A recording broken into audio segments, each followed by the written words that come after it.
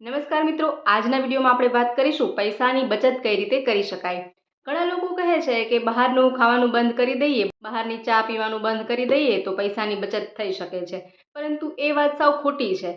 કારણ કે કંજૂસી કરીને કોઈ પણ અમીર બની શક્યું નથી। આજના વિડીયોમાં આપણે પૈસાની બચત અંગેની એવી બાબતોની વાત કરવાના છીએ જેનાથી તમે 100% પૈસાની બચત કરી શકો છો, સાથે જ અમીર પણ બની શકો છો। તો આજે આપણે પૈસાની બચત અંગેની કોઈ સાધારણ બાબતો નહીં, પરંતુ અમુક પ્રેક્ટિકલ એવી વાતો જાણીશું જેનાથી ખરેખર તમે પૈસાની બચત કરી શકો છો, અમીર બની શકો છો। અને જો આ બાબત અંગે તમે ખરેખર ગંભીર છો તો આ વિડીયોમાં એન્ડ સુધી બન્યા રહેજો। અમુક બાબતો સાંભળી નવાઈ લાગશે કે શું ખરેખર આવું હોતું હશે, પરંતુ 100% તમને જણાવું છું કે આ બધી બાબતોનું જો તમે ધ્યાન રાખશો તો ખરેખર પૈસાની બચત કરી શકો છો અને અમીર પણ બની શકો છો। તો ચાલો શરૂ કરીએ વિડીયો। તો વાત કરીએ ટીપ નંબર 1ની। તો જ્યારે પણ તમે કોઈ પણ કમાણી કરીને લાવો છો, ઘરમાં પૈસા લાવો છો, તો એ પૈસાને પહેલાં ભગવાનની સામે ઘરના મંદિરમાં રાખી દેવા જોઈએ, ભગવાનની સામે મૂકવા જોઈએ, ભગવાનના ચરણ સ્પર્શ કરવા જોઈએ। અહીં આપણે કોઈ પણ એક ધર્મ કે મજહબની વાત નથી કરી રહ્યા। તમે જેમાં પણ આસ્થા હોય, તમે જેને પણ માનતા હોય તેની પાસે તમારે પહેલાં પૈસાને મૂકવા જોઈએ। એવું કરવાથી શું થાય, તો આપણા જે પૂર્વજો હતા, જે વડીલો હોય, એવું કહેતા હોય કે ભગવાન પાસે પૈસા મૂકી અને પછી વાપરવાથી એ પૈસામાં બરકત આવે છે। ક્યારેય પણ એ પૈસો ખોટી જગ્યાએ વપરાતો નથી અને પૈસો હંમેશા કામ આવે અને સારી બાબતોમાં તેને વાપરવામાં આવે છે। અને એક રીતે જોઈએ તો આપણે જ્યારે ભગવાન પાસે પૈસા રાખી દઈએ તો એ પૈસા સાથે આસ્થા પણ જોડાઈ જાય છે, તો આપણે તેને ખૂબ સારી રીતે સાચવીને વાપરીએ છીએ। તો આ પણ એક નાની એવી બાબત છે કે જો આ રીતે ભગવાન પાસે પૈસા રાખી, ભગવાનના ચરણોમાં પૈસા ધરી અને પછી જો તમે એ પૈસાને વાપરશો તો ધીમે ધીમે એ પૈસામાં બરકત આવતી હોય તેવું તમે અનુભવશો। ચાલો હવે વાત કરીએ ટીપ નંબર 2। આ ટીપ નંબર 2 એક અનોખી એવી વાત છે કે તમને એવું લાગશે કે અહીં તો આપણે પૈસાની બચતની વાત કરી રહ્યા છીએ, પરંતુ આમાં તો પૈસાનો ખર્ચો થાય એમ છે, પરંતુ એવું નથી। પરંતુ 100% આ વિશ્વસનીય વાત છે, મેં પોતે અનુભવેલી વાત છે અને 100% ઇફેક્ટિવ છે। પહેલાં તો આપણે એ વાત કરીએ કે જ્યારે આપણે કોઈની મદદ કરીએ તો અંદરથી આપણને ખુશી મળે છે કે નહીં? તો મને ખબર છે કે તમારો જવાબ હા જ હશે કે જ્યારે આપણે કોઈની મદદ કરીએ તો આપણું હૃદય પ્રસન્ન થાય, આપણને ગમે। તો એ જ રીતે આપણે આપણી કમાણીનો અમુક ટકા ભાગ દાન પુણ્યમાં કાઢવાનો છે। જી હા, જ્યારે તમે કોઈ જરૂરિયાતમંદને મદદ કરો છો કે કોઈ સ્કૂલમાં ભણતા બાળકને તેની જરૂરિયાતની વસ્તુ આપી દો છો તો તેને અંદરથી આનંદ થાય છે, તેને ખુશી મળે છે અને એની જે આ ખુશી છે એ તમારી પ્રગતિનું કારણ બની શકે છે। એનાથી પણ તમારી કમાણીમાં, આવકમાં ઘણો ફેર જોવા મળે છે। અને એ જ વાતને જો બીજી રીતે સમજીએ તો લો ઓફ અટ્રેક્શનનો નિયમ એવું કહે છે કે તમે જે જગ્યાએ પહોંચવા માંગતા હોય એ વાતનો અહેસાસ પોતાની અંદર જગાવવો ખૂબ જ જરૂરી છે। તો જ્યારે તમે કોઈની મદદ કરો છો, દાન કરો છો, ત્યારે તમે દેવાવાળાની સ્થિતિમાં હોવ છો, તો દેવાવાળી વ્યક્તિ હંમેશા લેવાવાળી વ્યક્તિ કરતાં મોટી જ ગણાય છે। તો એ પણ એક અમીરીનો અહેસાસ છે। તો આ નિયમ પ્રમાણે જો આ અહેસાસને વારંવાર દોહરાવવામાં આવે તો પણ અમીર બનવાના ઘણા ચાન્સીસ વધી જાય છે। કારણ કે દર મહિને જો આપણે કદાચ કોઈની મદદ કરીએ કે કદાચ ક્યારેક દાન પુણ્ય કરીએ તો એ આપણને અમીરીનો અહેસાસ જગાવે છે। આ અહેસાસ વારંવાર દોહરાવવાથી આપણે અમીર બનતા જાય છે, જેવા માહોલમાં જેવું વિચારીએ એવું આપણી સાથે બનવા લાગે છે। તો આ પણ એક એવી ટીપ છે જેનાથી તમે અમીર બની શકો છો। હવે વાત કરીએ ટીપ નંબર 3। તો અઠવાડિયામાં એક દિવસ એવો રાખો કે જેથી આપણે કંઈ ખર્ચો જ નથી કરવાનો। અઠવાડિયામાં એક દિવસ એવો નક્કી કરી લઈએ, મંગળવાર, ગુરુવાર, શનિવાર કે કોઈ પણ વાર, કે ત્યારે આપણે બિલકુલ વધારાનો ખર્ચો કરવાનો જ નથી। યાદ રાખવાનું છે કે આજે આપણે વધારાનો ખર્ચો નથી કરવાનો। અને તમને એવો પણ વિચાર આવશે કે શું તો આપણે કાંઈ ખરીદવું જ નહીં, ખરીદી ન કરવી? ખરીદી કરવી, તમારા પૈસા છે, તમે વાપરી શકો છો, પરંતુ આપણે એવો નિયમ બનાવવાનો છે કે જે નો એક્સપેન્સ ડે છે, એટલે કે જે દિવસે આપણે ખર્ચો બિલકુલ કરવાનો જ નથી એના આગલે દિવસે આપણે જરૂરિયાતની વસ્તુઓ લઈ લઈએ। એનાથી શું થશે કે એ દિવસે આપણે જ્યારે ખર્ચો જ નથી કરવાના ત્યારે વધારાનો ખર્ચ કરવાથી બચી જશું। અમુક વખત એવું બનતું હોય કે આપણે ઘણી બધી ખરીદી કરી લેતા હોય જેની આપણને જરૂર જ ન હોય, ઘરે આવ્યા પછી આપણને એવું થાય કે આ વસ્તુની તો કોઈ જરૂર જ ન હતી છતાં પણ લેવાઈ ગઈ છે। તો એવું થતું બચી જશે। તો અઠવાડિયામાં એક દિવસ આવો નક્કી કરવો ખૂબ જ ફાયદાકારક રહેશે। તો અઠવાડિયામાં એક દિવસ ખર્ચ ન કરીએ તો મહિનામાં 4 દિવસ ખર્ચ થતાં બચી જાય છે। અને જો તમે આને આદત બનાવી લેશો તો તમે જાણી શકો કે અમુક વર્ષોમાં તમે કેટલા બધા રૂપિયાની બચત કરી શકો છો। તો હવે ટીપ નંબર 4ની વાત કરીએ તો હંમેશા કેશ એટલે કે રોકડા રૂપિયાથી જ ખરીદી કરવાનું પસંદ કરો। તમને એવું થશે કે અત્યારે સરકાર કેશલેસ ઇન્ડિયા બનાવી રહી છે અને તમે કેશથી જ ખરીદી કરવાનું કહી રહ્યા છો, તો એનાથી શું થશે એ તમને જણાવી દઉં. તો મિત્રો, આ વાતને સમજવી ખૂબ જ જરૂરી છે કે જ્યારથી આપણે ક્રેડિટ, ડેબિટ કે પેઇંગ એપનો ઉપયોગ કરી રહ્યા છીએ ત્યારથી આપણા ખર્ચા વધી રહ્યા છે. કારણ કે જ્યારે આપણે કેશ એટલે કે રોકડા પૈસા આપી અને ખરીદી કરીએ ને તો એ પૈસા જવાનું આપણને થોડુંક દુઃખ હોય. 100ની નોટ હોય કે કદાચ 200ની નોટ હોય, કોઈ પણ પૈસા વાપરીએ ને તો આપણને એ પૈસા વાપરવા એટલા જલ્દીથી ગમતા ન હોય. પરંતુ જ્યારે આપણે ઓનલાઈન કોઈ પણ કાર્ડથી કે કોઈ પણ એપથી જ્યારે ખરીદી કરીએ તો એ પૈસા જવાનું આપણને એટલું દુઃખ થતું નથી. તો જો તમે કેશ એટલે કે રોકડ રકમથી ખરીદી કરવાનું પસંદ કરશો ને તો એટલા બધા પૈસા વપરાશે નહીં અને પૈસાની અમુક ટકા બચત એ રીતે પણ કરી શકાશે. એટલા માટે જેટલું પણ બની શકે ને એટલું રોકડ રકમથી ખરીદી કરવાનું પસંદ કરવું જોઈએ, જેથી કે તમારું ધ્યાન તમારા પૈસા પર રહી શકે અને હંમેશા એવી કોશિશ કરે કે જ્યાં જરૂર હોય ત્યાં જ પૈસા વાપરવા જોઈએ. આ રીતે પણ તમે પૈસાની ઘણી બચત કરી શકો છો. આ પણ પૈસાની બચત કરવા માટેનો એક બેસ્ટ વે છે. હવે વાત કરીએ ટીપ નંબર 5ની. તો આખો દિવસ પૂરો થતાં જ્યારે સાંજે તમારી પાસે તમારા પર્સમાં કે ખિસ્સામાં અમુક નોટ કે અમુક પરચુરણ, અમુક સિક્કાઓ પડ્યા હોય છે, તો એ પૈસાને તમે સેવિંગ કરતા શીખો. એ પૈસાને એક ગલ્લામાં કે એક ડબ્બામાં આપણે અલગથી રાખી દઈએ.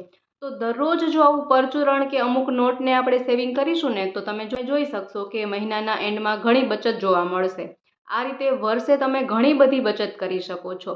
એના માટે આપણે એક્સ્ટ્રા પૈસા અલગથી કાઢવાની જરૂર નથી, પરંતુ આખો દિવસ પૂરો થયા પછી જે પણ અમુક 10-20 વાળી નોટ હોય અથવા તો અમુક પરચુરણ હોય તે જ આપણે અલગ મૂકવાનું છે. તો આ પણ એક પૈસા સેવિંગ માટેનો એક બેસ્ટ આઈડિયા છે. હવે વાત કરીએ ટીપ નંબર 6. તો કહેવાય છે કે ખિસ્સામાં જેટલા પણ પૈસા હોય એટલો ખર્ચો થઈ જાય છે.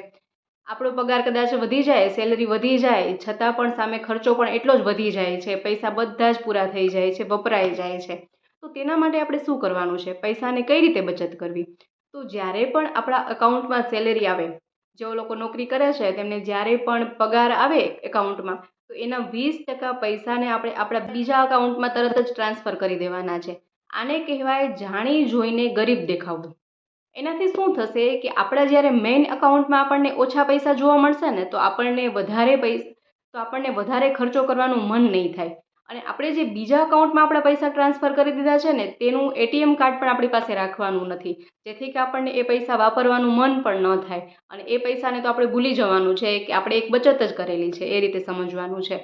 તો જ્યારે આપણા મેઇન અકાઉન્ટમાં ઓછા પૈસા જોવા મળશે તો આપણે વધારાનો ખર્ચ કરતાં અટકી જશું. તો તમને એ પણ સવાલ થતો હશે કે ઓછા પૈસામાં આપણે કઈ રીતે ખર્ચો પૂરો કરવો?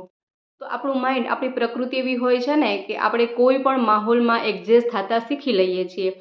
થોડો સમય આપણને અઘરું લાગે કે ઓછા પૈસામાં આપણે ખર્ચો પૂરો ન પાડી શકીએ, પરંતુ જો તમે આને આદત બનાવી લેશો તો ધીમે ધીમે તમે આદતથી ટેવાઈ જશો. ઓછા પૈસામાં પણ તમે બધો જ ખર્ચો પૂરો પાડી શકશો અને આ રીતે તમે બચત કરી શકો છો. બીજા એકાઉન્ટમાં જે પૈસા પડ્યા છે તે એક સેવિંગ તરીકે કામ આવશે. અને હવે જોઈએ ટીપ નંબર 7. તો જેમ આપણે ટીપ 6માં વાત કરી કે પૈસાને અલગ એકાઉન્ટમાં આપણે જમા કરવાનું છે, તો પૈસાને અલગ રાખવાથી જ કશું નથી થવાનું. પૈસાને આપણે કઈ રીતે વાપરવા એ સમજ હોવી પણ જરૂરી છે. જી હા, તો અહીં આપણે પૈસાની બચતને આપણી મહેનત સાથે સરખામણી કરવાની છે. આ ટીપ એવી છે કે જે જાણ્યા પછી તમારી શોપિંગ કરવાની દ્રષ્ટિ જ બદલી જશે. જી હા, અહીં આપણે શોપિંગને કિંમત સાથે નહીં પરંતુ મહેનત સાથે સરખાવવાનું છે. Time versus money. જો આપણે વિગતવાર સમજીએ, દાખલા તરીકે કે કોઈ તમને શર્ટ પસંદ આવ્યો છે જેમની કિંમત છે 2000 રૂપિયા, અથવા તો કોઈ મોબાઈલ ફોન પસંદ આવ્યો છે જેમની કિંમત છે 50,000 અને તમે જે નોકરી કરો છો ત્યાં તમારી સેલેરી છે 30,000 રૂપિયા. આપણી મહેનતના 1 કલાકના કેટલા રૂપિયા થયા? તો 1 કલાકના આપણા 200 રૂપિયા લખી શકાય. તો અહીં આપણે 2000નો શર્ટ ખરીદવા માટે આપણે અહીં 10 કલાક મહેનત કરવી પડશે, ત્યારે આપણે આ એક 2000નો શર્ટ ખરીદીએ. તો ત્યારે આપણે આપણા મગજને એક પ્રશ્ન પૂછવાનો છે કે શું આ એક શર્ટ ખરીદવા માટે હું ઓફિસમાં 10 કલાક સુધી મહેનત કરવા તૈયાર છું? જો એનો જવાબ છે હા, તો તમે તે ખરીદી શકો છો. અને તમે એ રીતે તમારી મહેનત સાથે તમે એ કોઈ વસ્તુને સરખાવશો તો ઘણી બધી નકામી શોપિંગ કરવાનું ટાળી દેશો. તો હંમેશા જ્યારે પણ શોપિંગ કરવા જાઓ, કોઈ વસ્તુ ખરીદો, તો એની કિંમત છે મારી મહેનત સાથે એક વખત જરૂરથી સરખાવજો કે આટલા પ્રાઇઝની ખરીદી કરવા માટે મારે કેટલી મહેનત કરવી પડશે. તો જો તમે આ રીતે વિચારશો ને તો પણ તમે વધારાની નકામી ખરીદી કરવાનું ટાળશો. આ પણ પૈસા બચાવવા માટેનો એક બેસ્ટ આઈડિયા છે. આ તો વાત થઈ મોટી વસ્તુઓની ખરીદી. એવી નાની નાની વસ્તુઓની ખરીદીનું શું જે આપણા ખિસ્સા ખાલી કરી રહી છે. જેમ કે ઓનલાઈન આપણે કોઈ સેલ ચાલી રહ્યો છે એ જોઈએ તો વસ્તુ ખરીદી લઈએ, અથવા તો ક્યાંય માર્કેટમાં જઈએ ત્યાં સેલ લાગ્યો છે તો ત્યાંથી પણ વસ્તુ ખરીદી લઈએ જેમની આપણને જરૂર જ નથી. તો એવા નાના નાના ખર્ચ પણ આપણી ઘણી કમાણીને વેસ્ટ કરે છે. તો ત્યારે આપણે શું કરવાનું છે? આવા ખર્ચાથી કઈ રીતે બચી શકાય? અમુક નાની મોટી ખરીદી કર્યા પછી જ્યારે એ વસ્તુઓ ઘરે લાવીએ ત્યારે આપણને એવું થાય કે આ વસ્તુઓની તો કંઈ જરૂર જ નથી. અમુક વખત તો એવું બને કે એ વસ્તુઓનો ઉપયોગ પણ થતો નથી, એ વસ્તુઓ લાવ્યા પછી એમને એમ પડી રહે છે. તો એવી વધારાની વસ્તુઓ ખરીદીને લાવીએ છીએ જેમાં આપણે પૈસાનો ટોટલી વેસ્ટ જ કરીએ છીએ. તો આનાથી કઈ રીતે બચી શકાય? દરેક લેડીઝને આદત હોય જ છે. તો ત્યારે આપણે એક નાની એવી ગેમ રમવાની છે, અજાણી ગેમ. એટલે કે અહીં આપણે એક વાત જોવાની છે કે ધારો કે આપણી સામે એક અજાણી વ્યક્તિ છે અને જે આપણને વસ્તુ લેવી છે, જે આપણને વસ્તુ ખરીદવી છે, એક હાથમાં આપણે એ વસ્તુ રાખી છે અને એક હાથમાં એ વસ્તુઓની જેટલી કિંમત છે એ કિંમત એટલા રૂપિયા રાખેલા છે. કોઈ અજાણી વ્યક્તિના હાથમાં એ બંને વસ્તુઓ છે કે એક હાથમાં આપણે જે વસ્તુ ખરીદવી છે અને બીજા હાથમાં એ વસ્તુની કિંમત, અને તે તમને કહી રહ્યા છે કે આ બેમાંથી તમે શું લેવાનું પસંદ કરશો. તો મોસ્ટ ઓફલી આપણે પૈસા લેવાનું જ પસંદ કરીએ. આપણે આવા નાના નાના ખર્ચા કરવાનું મન થાય ને ત્યારે આપણે આપણી સામે એવું ઇમેજિન કરવાનું છે, એવી કલ્પના કરવાની છે કે કોઈ વ્યક્તિ આપણને પૂછી રહ્યું છે કે તમારે આ વસ્તુ જોઈએ કે એટલા રૂપિયા જોઈએ. તો આપણે રૂપિયાને પસંદ કરતા હોઈએ તો ત્યારે આપણે એ વસ્તુને લેવાનું ટાળી દઈએ અને સમજીએ કે આપણે એટલા રૂપિયા બચાવ્યા છે. આવું જો કલ્પના કરશો ને તો પણ તમે ઘણા રૂપિયાને બચાવી શકશો. તો આ રીતે આપણે ધ્યાન રાખીએ ને તો તમે જોઈ શકશો કે નાની નાની ખરીદી પર આપણે પૈસા ખર્ચ કરવાના બદલે ઘણા રૂપિયા આપણે બચાવી શકીએ છીએ. તો આ પણ એક મની સેવિંગ માટેનો ખૂબ જ બેસ્ટ એવો આઈડિયા છે. હવે આપણે ટીપ નંબર 9ની વાત કરીએ તો એ છે દેખાડો. જી હા, સાંભળવાથી થોડું તમને અજીબ લાગે, પરંતુ આ પણ આપણા ખર્ચાનું એક મોટું કારણ છે. માની લો જેમ કે આપણે ઘરમાં નવા સોફા લાવ્યા છીએ, તો જેવા આપણે નવા સોફા લાવીએ તો આપણને પડદા જૂના લાગવા માંડે. ઘરમાં કોઈ સરસ પેઇન્ટિંગ હોય, પોસ્ટર હોય, એ પણ આપણને એવું થાય કે આ તો આપણા રૂમ પ્રમાણે મેચ નથી આવતું. તો એક સોફાના કારણે, કોઈ પણ એક નવી વસ્તુ લાવ્યા હોય એના કારણે આપણે બીજી 10 નવી વસ્તુઓ ખરીદીએ છીએ. તો આ પણ એક દેખાડાની વાત થઈ ગઈ.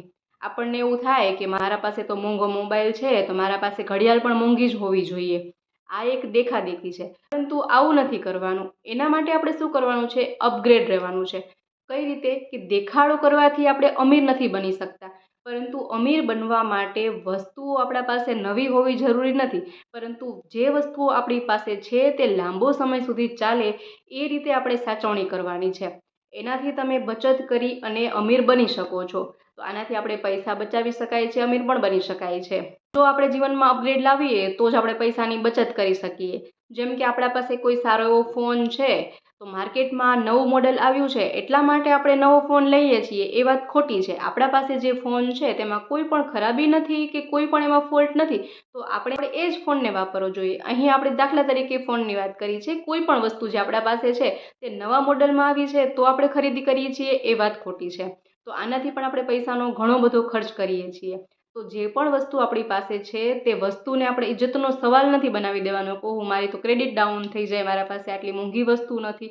એવું નથી. તમારા પાસે જે વસ્તુ છે તેને તમે લાંબા સમય સુધી વાપરી શકો, તેને તમે ઉપયોગમાં લઈ શકો, તેનાથી પણ તમે ઘણી પૈસાની બચત કરી શકો છો અને ધીમે ધીમે અમીર બની શકાય છે. વાત કરીએ ટીપ નંબર 10ની, તો આપણને નાનપણથી જ એવું શીખવવામાં આવતું હોય કે પૈસાની બચત કરવી જોઈએ, પૈસા બચે તો તેને બેંકમાં રાખી દેવા જોઈએ, તેનાથી પૈસાની બચત થાય છે. તો અત્યારના સમયમાં જોઈએ તો ખૂબ જ ઝડપથી મોંઘવારી વધતી જાય છે.